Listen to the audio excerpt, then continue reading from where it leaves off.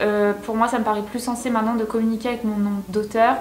Peut-être qu'avant écrire à voix c'est un concept que j'avais pris pour peut-être me cacher entre guillemets. J'ai acheté plein de livres, mon compte en banque il est en PLS. Il faut que je sois tous les jours dans une intention de devenir auteur. En plus c'est pas marqué éditeur sur leur front. Peut-être que je vais me prendre des vents, peut-être pas, on verra ça en direct. J'ai un best-seller à publier.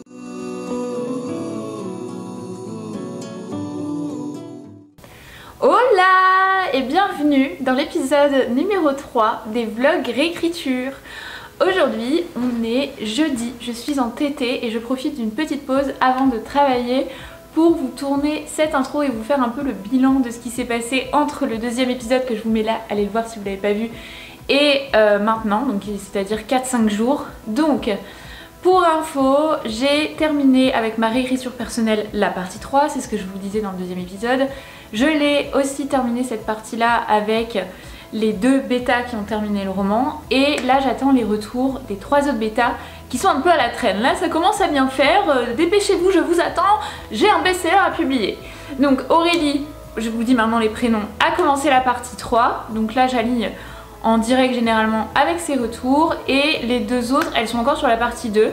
Mais très souvent, honnêtement, quand j'ai les 2 premières bêtas plus Aurélie qui sont passées, les 2 autres, en fait elles me soulignent souvent des choses que j'ai déjà corrigées. Donc c'est plutôt bien, je regarde mais ça va vite quoi. Donc là ce que je vais faire aujourd'hui c'est travailler puisque je suis en télétravail, c'est-à-dire qu'il faut travailler. Je vais aussi aller à la salle, c'est le programme d'aujourd'hui, et je vais aussi profiter après avoir travaillé d'écrire un petit peu et je vais regarder ce qu'a fait Aurélie sur la partie 3, si elle a encore avancé j'aligne. Par contre si elle n'a pas avancé, je vais commencer la partie 4 avec ma relecture personnelle. Comme je vous le dis, avant de prendre les retours de mes bêtas, je me fais toujours une relecture perso à chaud où je me note des petits trucs, où je corrige des choses en direct. Voilà, ce week-end, je vous emmène avec moi parce qu'il y a la foire du livre de Bruxelles et j'ai beaucoup trop hâte. Je vais en profiter pour déjà voir comment ça se passe un salon parce que j'ai jamais fait de salon.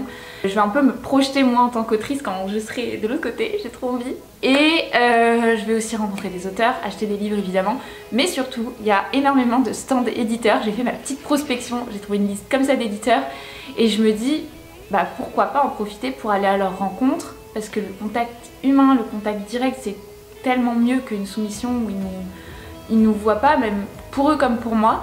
Et je me dis bon, je vais y aller et je vais pourquoi pas leur proposer les pitchs de mon roman écrit ou à l'oral. Donc je vous montre, imprimé, je suis une folle.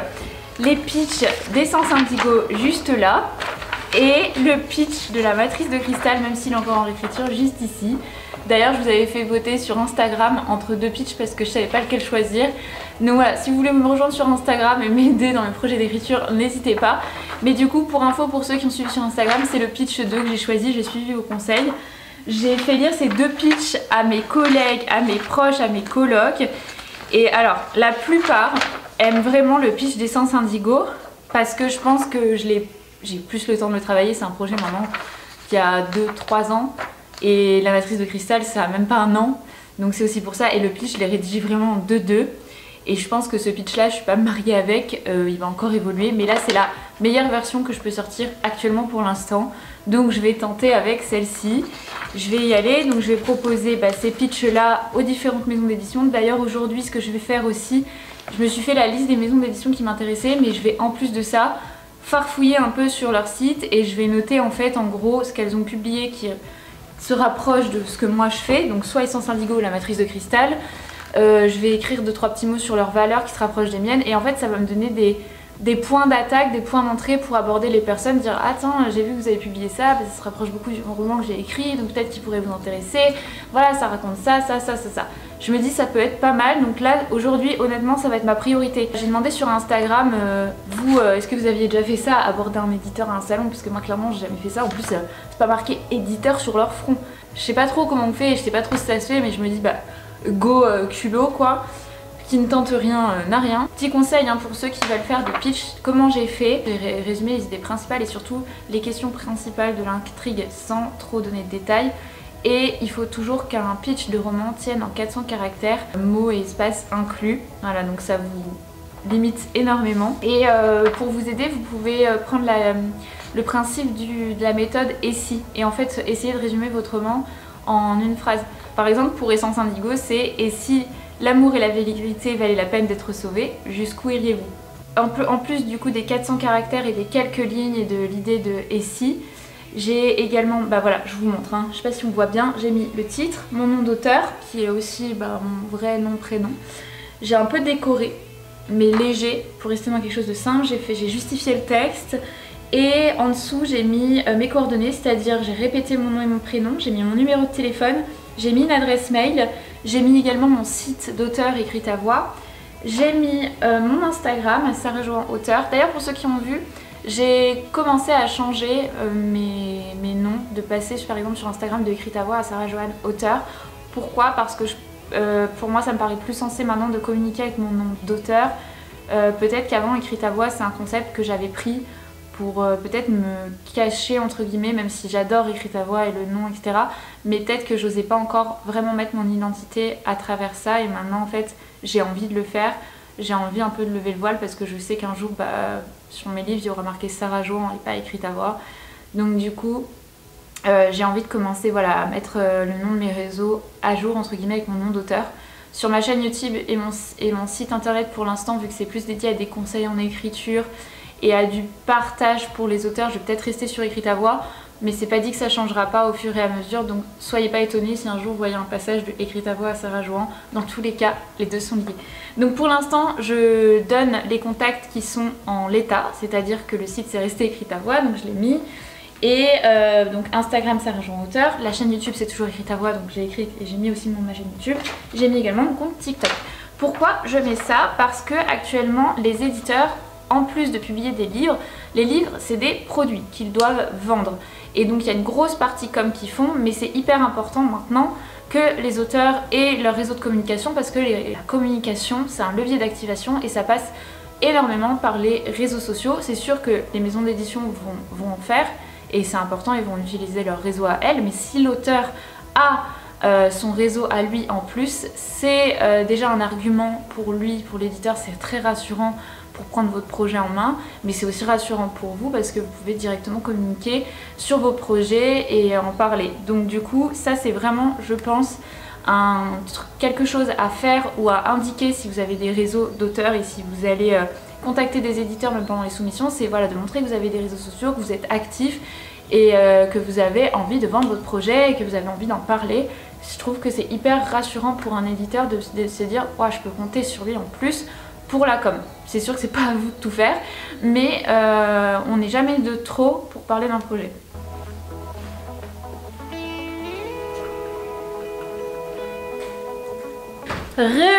J'ai terminé mon travail, je suis trop contente parce que là du coup il me reste quand même pas mal de temps pour faire ce que je veux.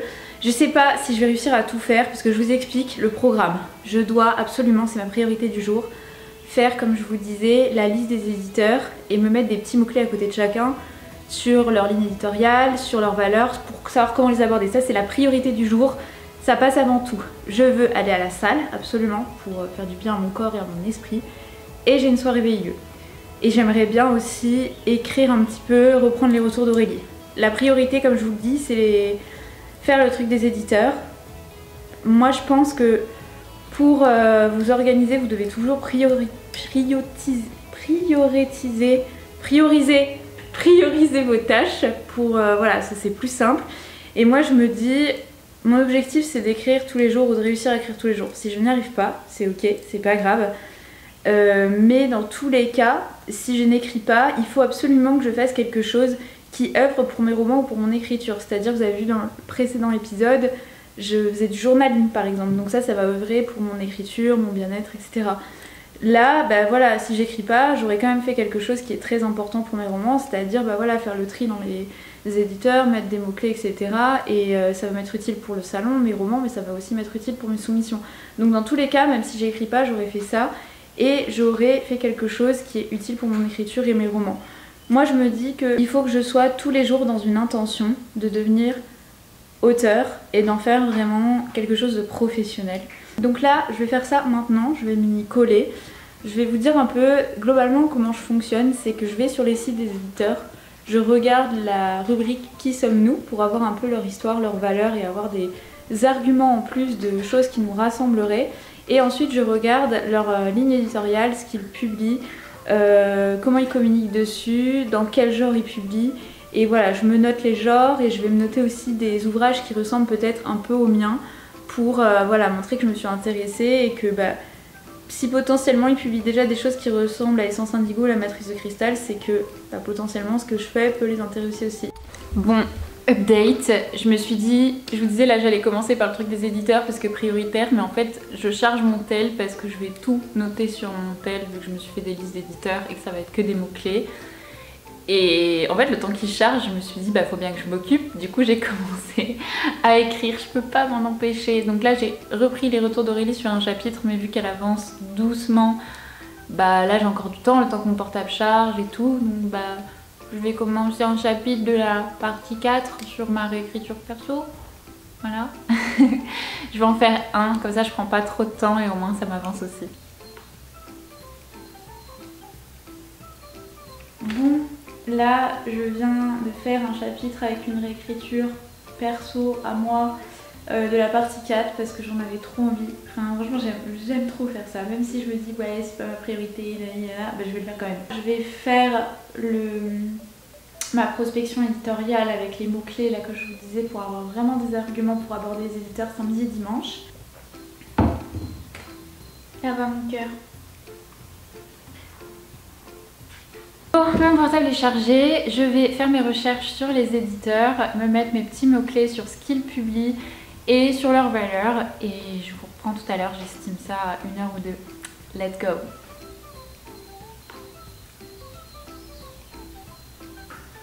Ça y est, je m'arrête là, j'en ai fait vraiment beaucoup, du coup j'ai répertorié la manière dont je pouvais les aborder. J'ai surtout regardé les genres publiés, les collections, les départements, j'ai noté les noms et j'ai noté aussi des noms d'œuvres qui me font penser ou que j'ai déjà lus et qui en fait sont un peu dans les mêmes thèmes qu'Essence Indigo ou la matrice de cristal.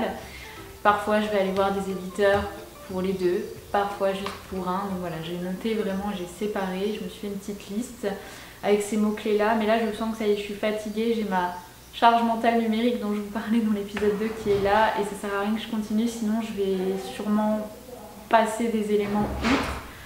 Donc je m'arrête et il m'en reste en tout à faire encore 4-5, donc c'est pas grand chose, donc je les laisse pour demain dans la journée, comme ça pour samedi dimanche je suis ready. Et là je vais aller à la salle. C'est la Sarah qui est censée aller à la salle mais qui a la flemme. En vrai j'y étais hier soir, j'y étais une fois lundi je crois et là j'ai juste la flemme. J'ai ma fatigue mentale numérique qui a pris le dessus. Franchement je sais pas si ça parle à certains d'entre vous, ceux qui travaillent beaucoup sur des ordis, s'ils ressentent ça, cette fatigue. Et en fait quand c'est comme ça j'ai juste envie de bouger mon corps, oui certes, mais d'aller dans des endroits calmes, dans la nature. Donc en fait je vais bouger mon corps. Ça c'est sûr, et je vais aller me promener dans le parc du Cinquantenaire qui est à côté de chez moi. Et je vais lire ou écouter des podcasts sur l'écriture. Comme ça, je fais toujours un petit pas pour l'écriture en plus et en même temps je me détends et je fais un petit peu d'activité physique.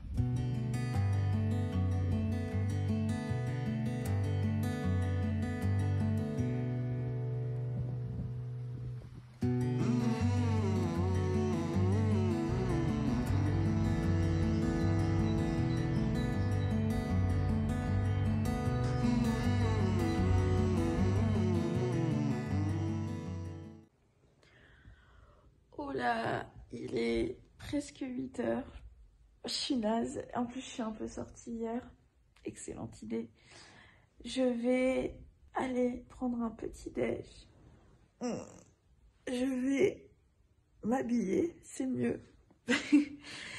Et après, je vais rejoindre Alicia. C'est une copine que je me suis faite sur Insta qui est autrice aussi. Et on va aller ensemble à la foire du livre pour ce premier jour. Voilà, je vous emmène avec moi.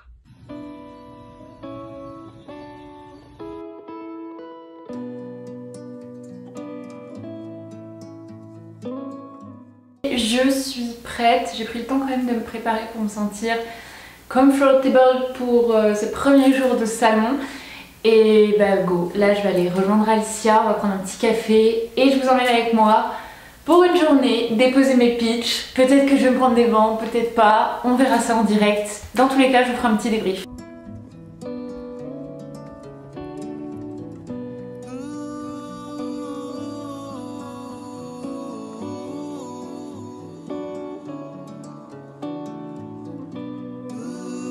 Qui se passe d'être vu quand il y a des aventures et quand le personnage il vit vraiment des choses.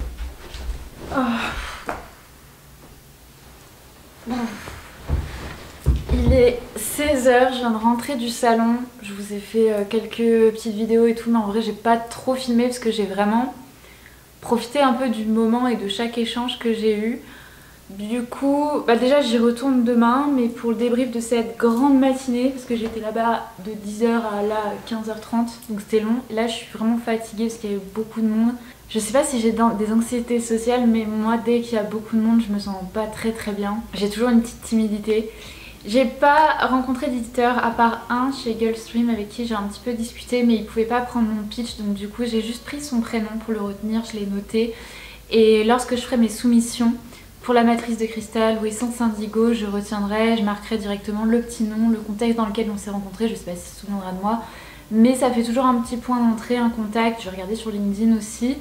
Donc voilà, pour vous donner aussi quelques tips. Honnêtement, les salons, c'est trop cool parce que ça permet de rencontrer du monde, parce qu'aujourd'hui, j'ai pas rencontré d'éditeurs, mais j'ai pu rencontrer pas mal d'auteurs. J'ai même vu l'équipe d'Éditez-nous, j'étais trop contente parce que j'avais fait un déj avec eux en octobre et là ils ont retravaillé Essence Indigo et ça m'a trop fait plaisir de les voir.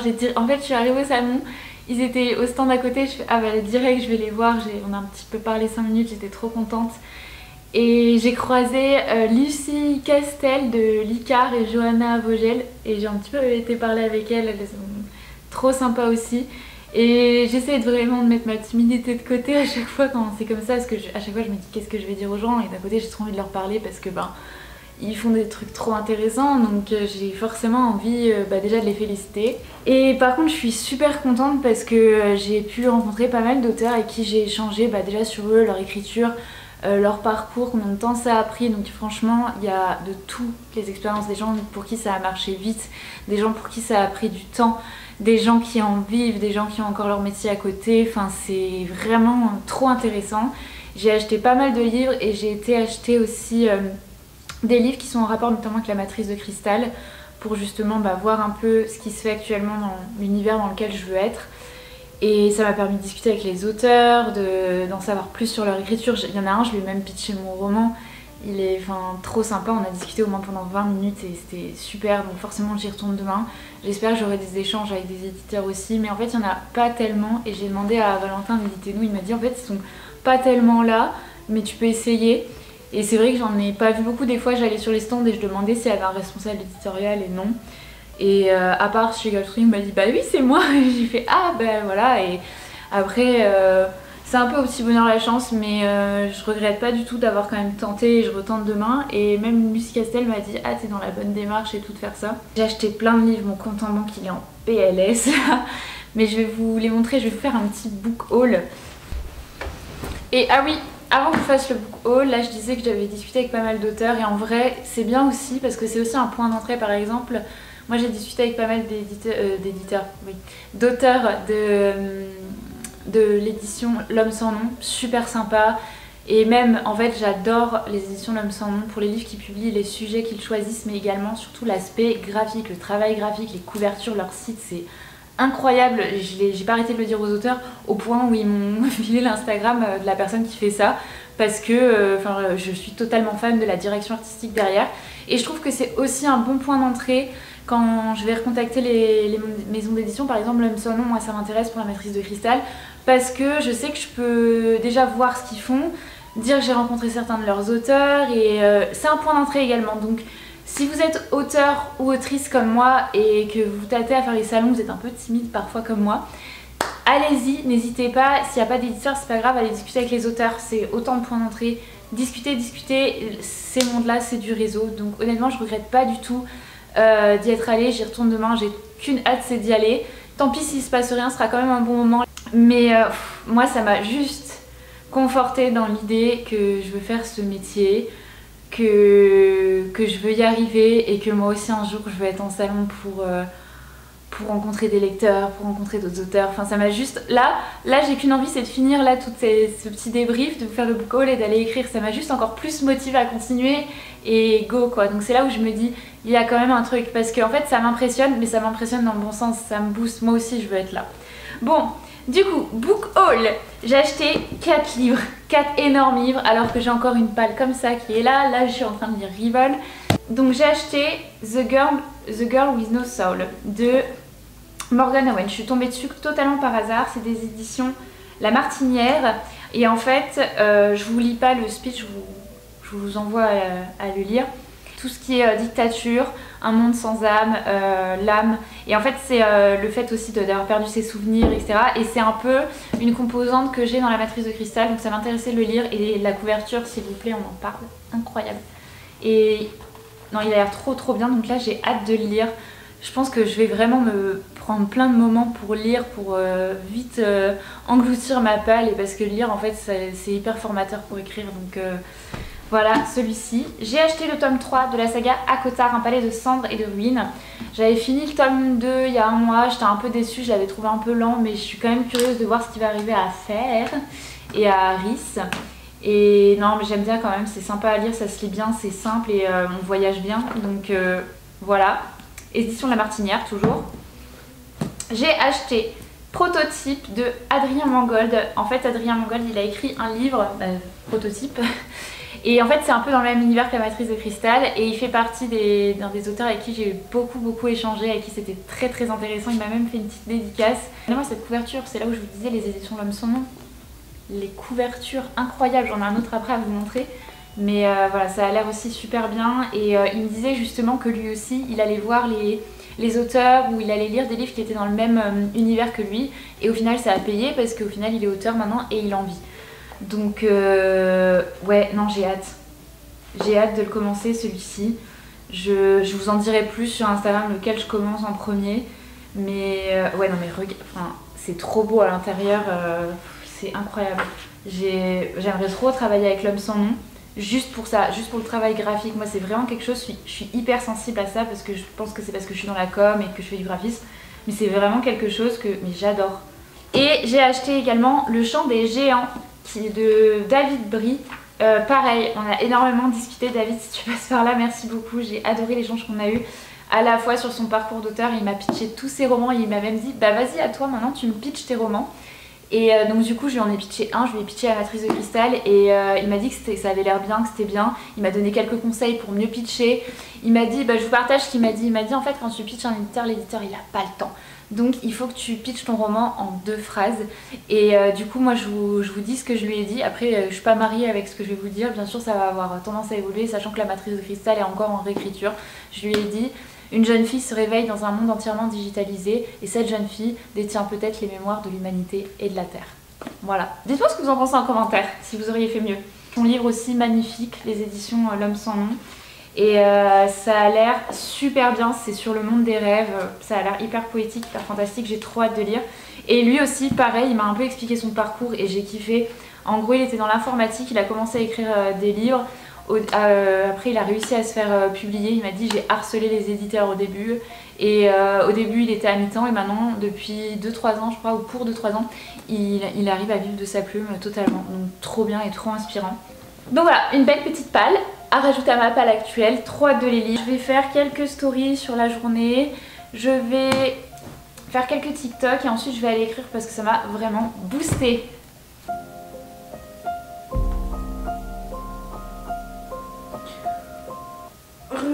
Il est 19h30 presque et là j'ai trop faim. Du coup, j'ai pas réussi à faire mon... En fait c'était chapitre 39, je m'étais trompée.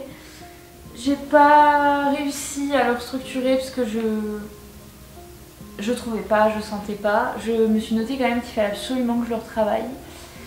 Et j'ai pu avancer du coup sur le 40 et le 41 qui ont été assez rapides. Je me suis juste mis quelques petites notes et après je mettrai en corrélation avec les avis de mes bêtas. Mais il n'y a pas de restructuration aussi grosse que sur le 39 là. Et le 39, il faut vraiment que je me refocus dessus un jour, l'esprit plus clair, net parce que je suis quand même fatiguée du salon. On est dimanche, il est presque 11h et là je vais bouger à la foire du livre, rejoindre Alicia et mon autre copine. Et j'avoue que j'y vais un peu tard, mais j'espère que cette fois, dimanche, ce sera un peu calme pour rencontrer des éditeurs. Du coup, je vous emmène avec moi et je vous ferai un débrief. Ah oui, et hier, j'ai écrit toute la soirée au final, j'ai pas filmé, mais du coup, en fait, j'ai fini ma réécriture personnelle, je dis bien personnelle, de tout le roman.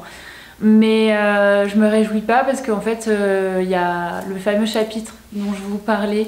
Je sais que je vais devoir le retravailler. Et je me prévois d'ailleurs une séance de réécriture totale dédiée à celui-ci parce que vraiment celui-ci ça va pas. Je peux pas me suffire de juste les retours de mes bêtas, il faut que moi je le réécrive totalement je pense. Je vais reprendre le roman aussi du début parce que j'ai envie d'ajouter certains détails, j'ai envie d'aligner déjà la mise en page. Et après, si mes bêtas qui sont en retard n'ont pas fini la partie 3, je commencerai la partie 4 avec les 2 personnes qui ont déjà terminé. Et voilà, après j'adapterai. Mais je pense pas écrire aujourd'hui.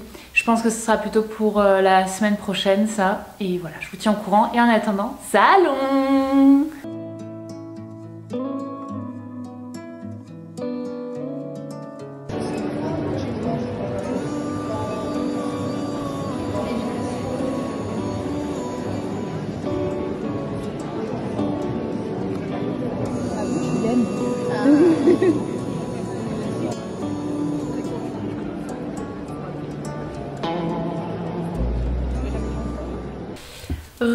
Il est 17h, je suis entrée du salon il y a 1 heure, j'ai mangé tout ça, je me suis posée un peu et là j'en profite pour vous filmer cette petite vidéo pour vous faire le compte rendu de la journée. Donc je n'ai pas rencontré d'éditeur, je n'ai pas eu l'occasion, si j'en ai rencontré une mais totalement par hasard dehors en discutant, voilà.